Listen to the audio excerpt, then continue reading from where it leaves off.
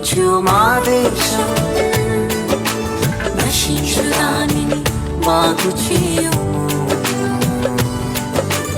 దేవా దృష్టించు మా దేశం, నశించు దానిని బాగు చేయుము.